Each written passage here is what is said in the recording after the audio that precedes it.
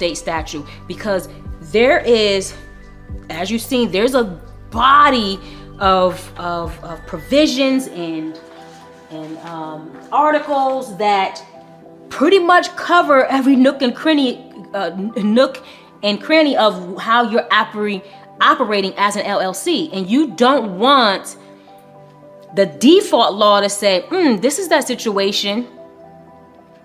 Let's take that, let's parse that from here and we'll apply it to here, and it doesn't fit you. Because what the law says, and I'm reading this from Georgia, this language is repeated over and over again in Georgia's state statute. It starts off with, unless the articles of organization or written operating agreement, and that's how it starts, and then it goes on to the language.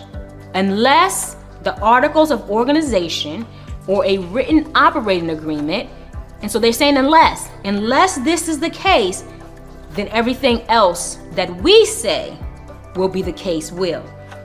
And in this particular instance, I don't need to, this is just talking about management. I don't want to read the whole statute, but this says, unless the articles of organization or written operating agreement vests management of limited liability company in a manager or managers, management of the business and affairs of the limited liability company will be vested in members. So I touched on that earlier.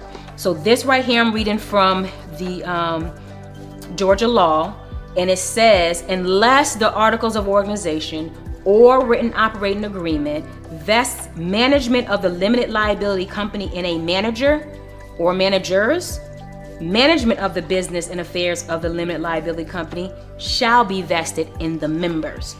So you see here, if you don't have an operating agreement stating how management will actually happen, if you don't have that, then by law, at least in Georgia, and there's a lot of other states that mirrors this, by law, it will vest in all members. And so that's why that's important. Okay, so I'm gonna wrap up there, and we're going to move on to part 5, where we will wrap up the proper formation of an LLC.